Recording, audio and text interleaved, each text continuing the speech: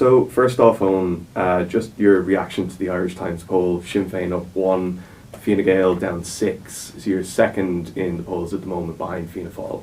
What's your response?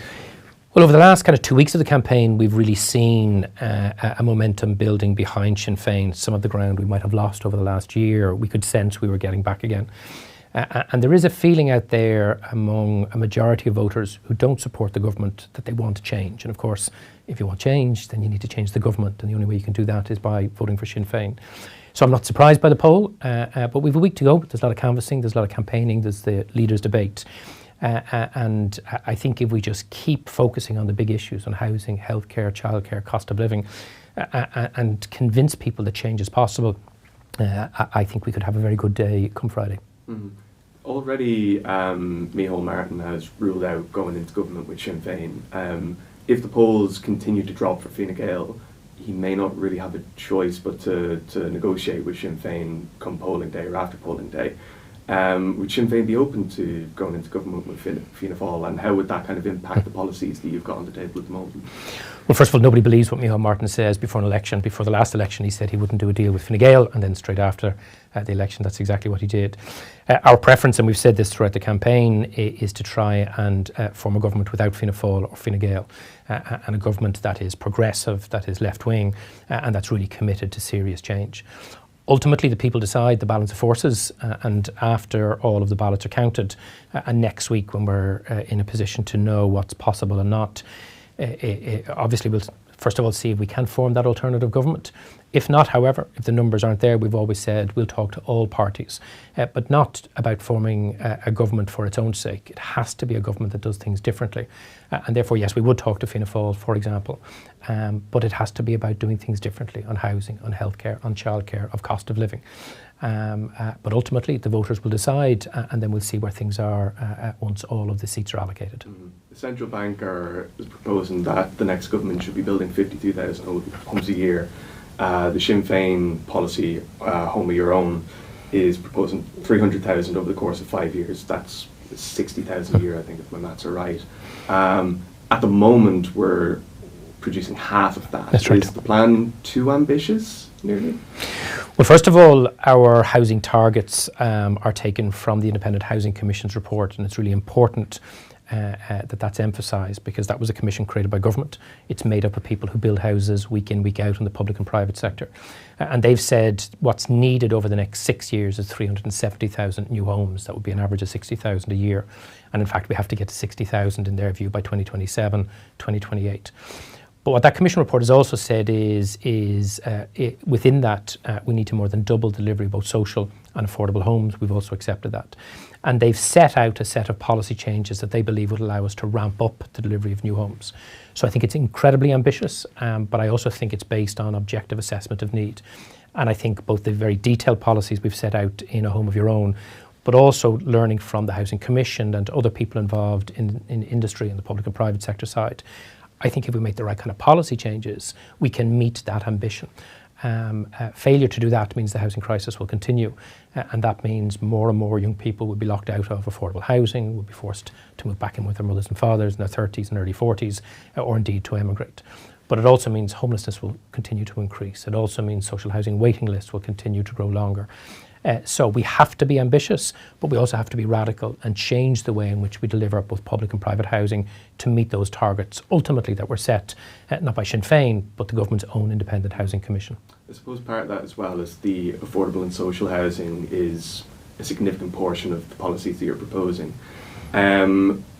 Might be fair to say that not everybody that's looking for a home in Ireland at the moment is going to be on social housing lists or looking for affordable housing, or well, affordable, of course, but not in the ways defined by the government or by Sinn Féin. Why is it so important to have such a substantial housing stock that it's affordable and social housing? Well, first of all, our plan proposes more than doubling the output of social housing for people on local authority housing waiting lists.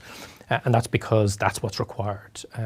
There are about 140,000 households in need of social housing. About 7,000 households come onto the list each year. The government has only been producing about 6,000 or 7,000 new build social homes on average each year. So we have to double that to about 15,000. But also there's a huge swathe of people who earn too much to be eligible for social housing. but really struggle or simply cannot afford to rent or buy in the private market. And they're not just people on incomes of 50 or 60 or 70,000 euros a year. That's people right up to 90,000. So it's a very, very large group of people. So we want to expand the understanding of public housing so it includes not just very low income families and workers applying for social housing, but also folks who want affordable rental, maybe because they don't want to buy at this point, or maybe they're saving for a deposit, or people who want to buy at a genuinely affordable price. So by having such a large proposition, over 60,000 affordable homes to rent or buy over the 6 years, that's really trying to meet a need that neither this government nor its predecessors have met to date.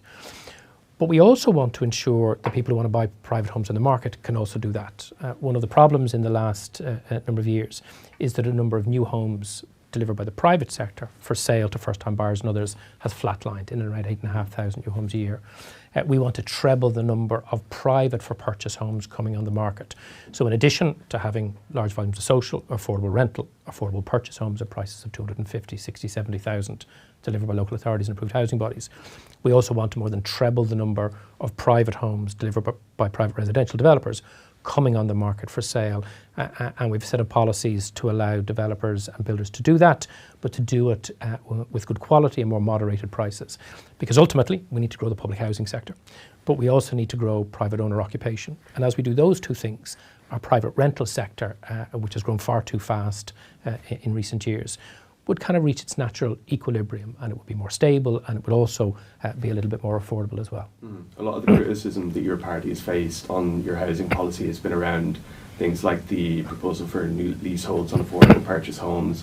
The Sunday Business Post yesterday had an article that senior banking sources said that Sinn Féin was actually overstating the enthusiasm, let's say, of the banking sector to grant mortgages to people looking for leasehold houses in Sinn Féin's policy. What do you say to that there's kind of this scepticism of the ability to actually deliver on what you're proposing? Well, really, the only scepticism I'm hearing is from Fianna Fáil and Fine Gael, because they know our proposals are very popular. When I talk to people who are looking to either rent or buy affordably and I explain the detail of the scheme, they're very interested in them. So first of all, let's be clear, home ownership among the 25 to 35-year-olds has collapsed over the last 30 years. Back in 1991, 60% of young people aged 25 to 35 owned their own home. It's now at about 24%. That's why so many people in their 20s and 30s are living at home or being forced to emigrate. Right now, if you're on 50, 60, 70, even 80,000 euros as a single person or couple, you have no choice or no option to buy a home. So our affordable purchase option essentially means you buy the home at the price of construction. The home is legally yours. You can do what you want with it, subject to planning permission. And crucially, you can give that home to your children and grandchildren with no hidden equity charges or inheritance tax. So it is the only way that you can actually deliver home ownership and bring that back into reach of many working people. Obviously, there's an issue around bank lending, because if banks are going to lend for mortgages, they want to be able to ensure they have security. Myself and Pierce Doherty met with the Banking and Payments Federation twice before we published the Affordable Homes Plan over the summer. They've set out very clearly what their requirements are, or their bank's requirements would be. And I'm absolutely confident in government we could meet those. Why am I confident? Because we provide exactly the same security as the current government does. If you buy one of our affordable homes and you're defaulting on your mortgage, the banks, just as they have with the government schemes, will have first charge on the asset, including the land. But what we also want to make sure is that if you fell into mortgage distress through no fault of your own, the state has the option to step in, buy out the mortgage and turn you into an affordable renter or a social renter to prevent you from becoming homeless. Banks don't reach agreements with opposition parties. Banks reach agreements with governments. And knowing what the banks require and understanding the mortgage market, I have no doubt that if Sinn Féin leads the next government, and when we sit down with the banks and the Law Society and others, we'll be able to reach agreement on the finer details. And what's also really important about our scheme is that because the homes are cheaper, you're borrowing less money. Your mortgage repayments are lower, so you're less at risk from getting into mortgage default in the first place. Contrast that with what Fianna Fáil are doing. They're pushing up the price of houses ever further. That means they're saddling working people who do buy new homes with ever greater levels of debt and higher mortgage payments. And of course, we know what happened the last time Fianna Fáil did that. We had a property crash and thousands of working people lost their homes.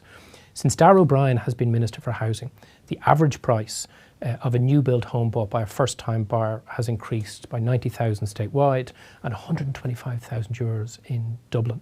If these parties get back into government, house prices will continue to rise and home ownership and affordable home ownership for young people will continue to plummet.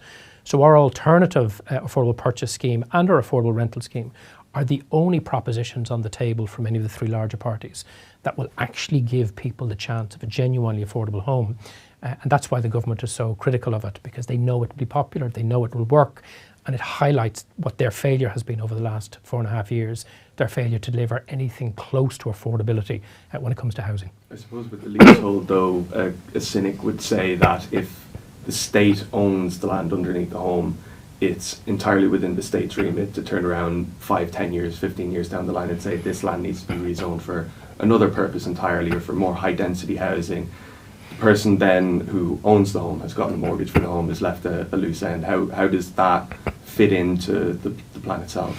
Well, first of all, that simply wouldn't be possible. So if you buy one of our affordable homes, you'll enter into a legally binding covenant with the local authority that will give you and your children and grandchildren free indefinite use of that land, so long as you use it as a family home. And the reason why is because the state has paid for the land, the site servicing, the utility connections and development levy. So essentially it has become a piece of public infrastructure. In that covenant there will be two conditions. One is you can never rent that property out in the private rental sector. It's not a money-making asset, it's your family home.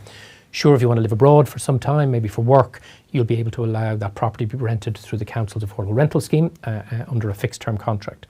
But also crucially, when you want to sell the property, you can sell the property whenever you want.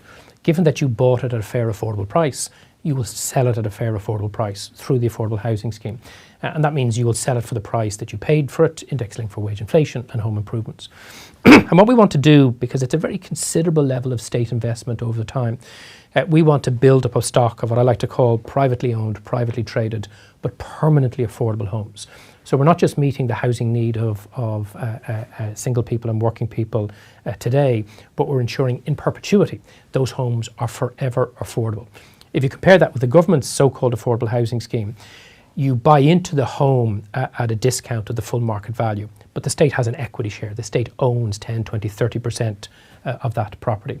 If you want to own the home outright, you have to buy out that full equity.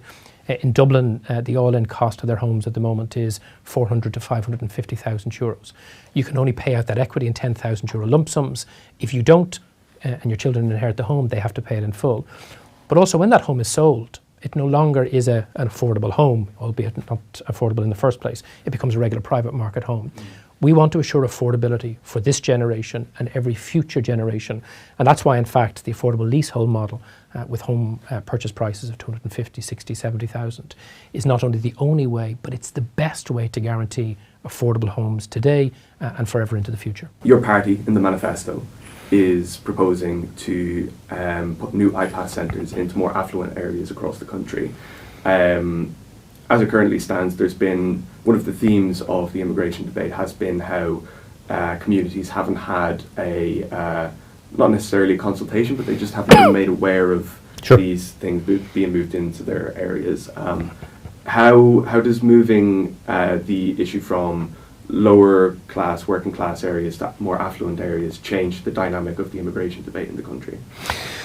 Well, first of all, I've been a huge critic, and Sinn Féin has been a huge critic of the international protection system, or particularly the direct provision system, for many years. In fact, where I live, there's a direct provision centre at the end of my road, and I work very closely with many of the residents. The real problem at the moment is the government has no plan. So as the numbers of people seeking international protection and those who are recipients of temporary protection has grown, the government has simply had no ability or capacity to kind of plan in a sensible way the system, whether it's the accommodation or the decision making. So what we want is a system, first of all, that is grounded in human rights, that is compassionate, that ensures that people who come to our country and seek international protection, where they can make that case, are granted asylum. And therefore we need a system which in the first instance is fair, which treats all applicants in the same manner. We need a system that is efficient, that decisions are taken in a reasonable period of time, both for the people who are applying and for the system overall. And then the decisions of that system need to be enforced. And with respect to the accommodation, we have always argued that the profiteering, both in direct provision and now in a lot of the temporary IPAS accommodation, is first of all really, really bad for the people who are occupying those premises, because they're really substandard. But it's also bad value for money for the taxpayer, because it's very expensive. What we'd much prefer to see is state funded and state-owned accommodation centres that will meet human rights standards, that will allow people in the international protection system to live with a modicum level of decency and privacy, but also that cuts out the profiteering. And it makes absolute sense for centres to be located in areas that have the infrastructure and have the resources. And therefore, if you have really, really disadvantaged communities, communities that have been for decades ignored by government and don't have enough facilities and resources for the people who are already there, then it makes no sense to put, an international protection centre there. We also need to ensure that we talk to people. I mean, where I live in Clondalkin, for example, we've gone from having one IPAS centre, the Towers Direct Provision Centre, to having 5. And in many ways, the local community has worked very hard to be welcoming, to do the right thing. The folks who are moving into the international protection centres are now working and contributing to the local economy and society. But people weren't spoken to as these changes were happening. People weren't given an opportunity to have very reasonable questions about what was taking place in their community answered. People didn't have the opportunity to raise issues around making sure that there were adequate resources, both for the people in the international protection centres and for the wider community. So it's not that we're saying that local communities should have a veto, but local communities need to be treated with respect. There needs to be dialogue, there needs to be engagement. And I think if there was a proper plan, if we cut out the profiteering, and if communities were given their proper place, then I think we would have far greater buy-in from communities about our international protection system. But just as this government has made a mess of housing, healthcare, childcare, they've also made a mess of international protection. And that's why I think the propositions we've outlined in our manifesto show that this can be managed in a fair, efficient and enforced way without in any way compromising compassion or human rights, which need to be at the foundation of your approach to international protection. There's also within the manifesto a plan to wind down the position of Ukrainian refugees as temporary protection recipients. Why is that? Well, that was always going to be the case. So temporary protection is what it says on the tin, it's temporary protection. And the initial end date for the EU-wide temporary protection directive was 2025, although they've extended it. But in some senses, the Ukrainians who are living in Ireland need, I suppose, to be given some certainty. And therefore, our view is the temporary protection directive does need to come to an end. And Ukrainians then either need to be given the opportunity to apply through the critical skills list for residency based on work visas, or through the international protection system. And I think if you do that, and again, if you do it in a fair and managed way, then you're treating everybody better. Temporary means temporary. And at some point, and hopefully sooner rather than later, Russia's unjustifiable war in Ukraine will end, and those people who want to return to their own country to help rebuild that country will do so. But those who would prefer to stay here will be given a pathway either through international protection or through the work visa programme. Mm-hmm. Just on cost of living, you're proposing a lot of tax cuts and reforms of the way revenue is raised in the country. Rent cap is one thing that you're doing to alleviate cost of living, but also things like abolishing the USC for people under €45,000.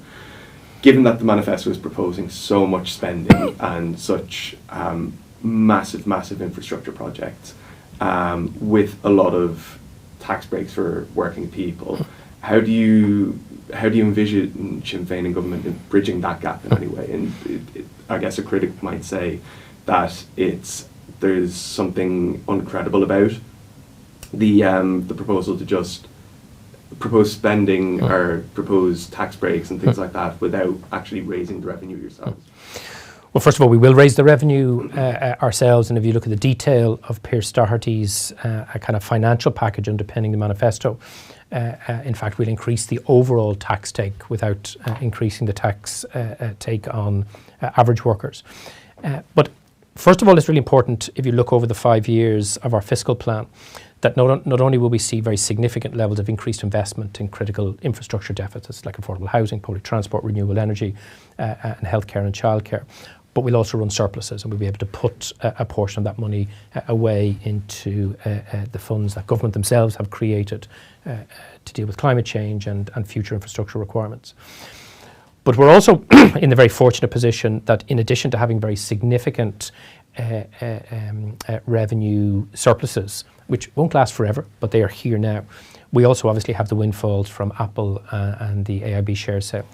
And when you have those kind of windfalls, it would be wrong to spend them on day-to-day expenditure because, of course, they're one-off windfalls. So what you do with those is you invest in the critical infrastructure and those deficits that are holding us behind. And obviously the single biggest one is affordable housing, social affordable rental and affordable purchase homes.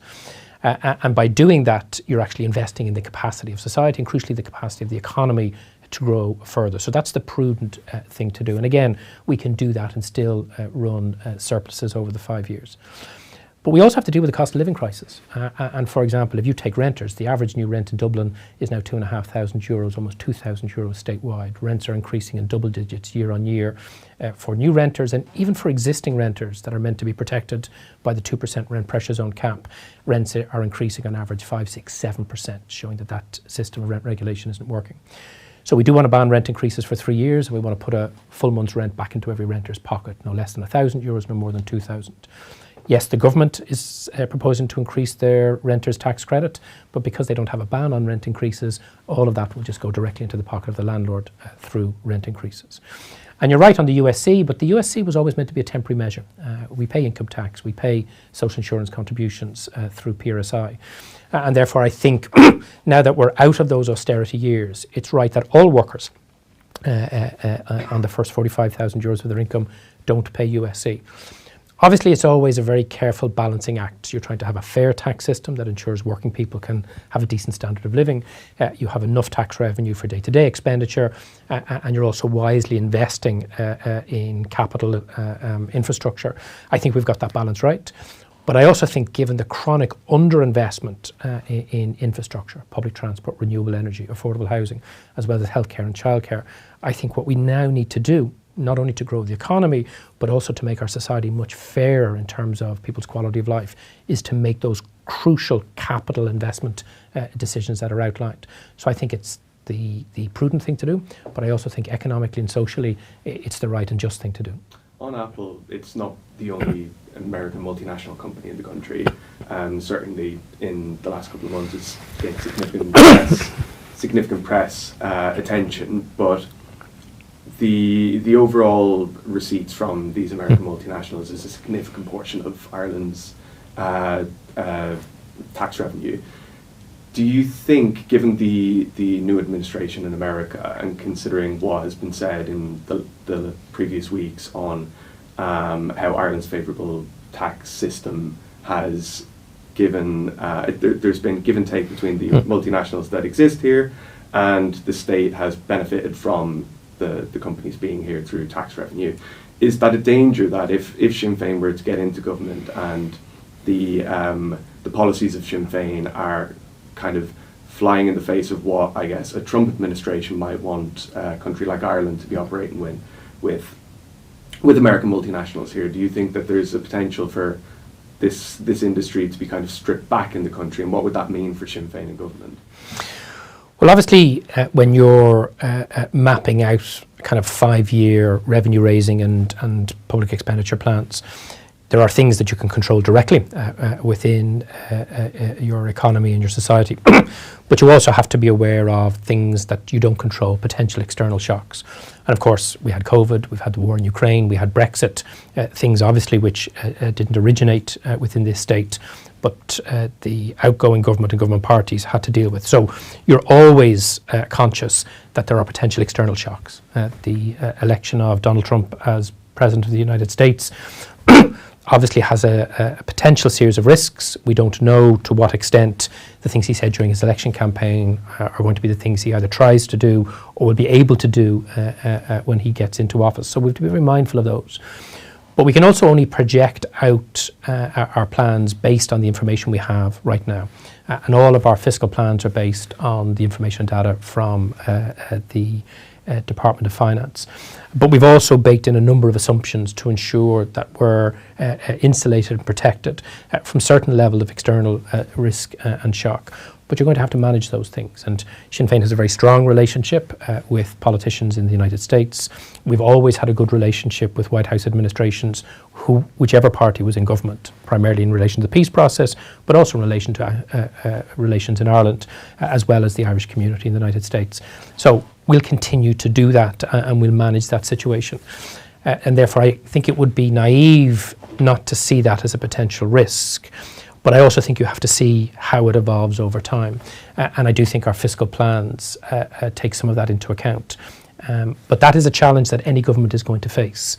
And therefore you have to be alert to it, you have to engage, you have to be constructive with the new White House administration to ensure Ireland's best interests, our social, economic, and obviously our peace process interests are maintained over the course of the next 4 to 5 years. And on climate, finally, you've got in the manifesto a proposal to reverse hikes, excise duty hikes on petrol and diesel. During the campaign, Mary Lou McDonald has also said the carbon tax was going to be reviewed.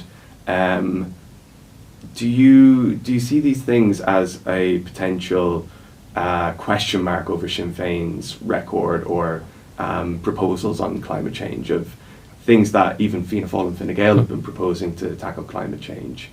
Sinn Féin are proposing to reverse in some way?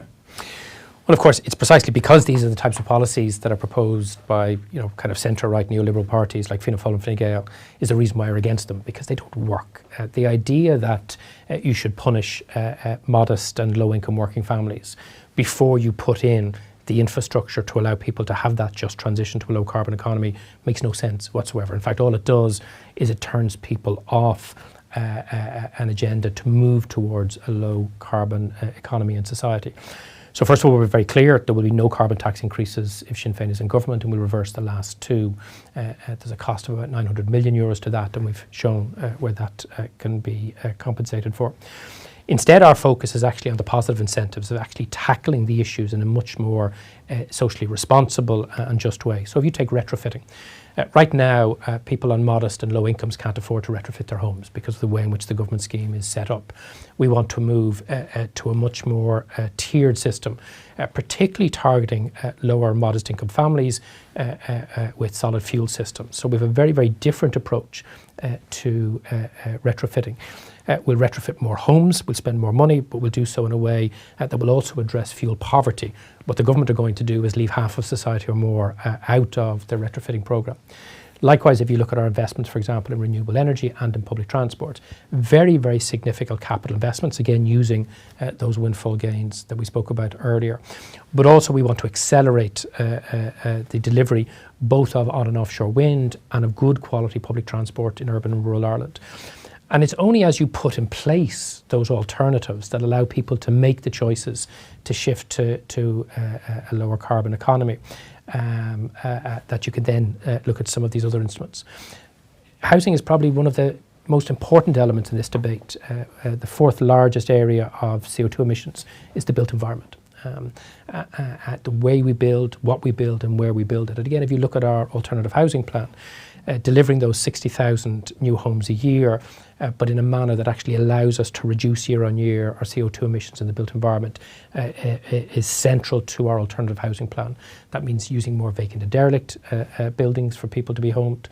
That means making it much easier for higher density developments to be delivered in our inner urban areas.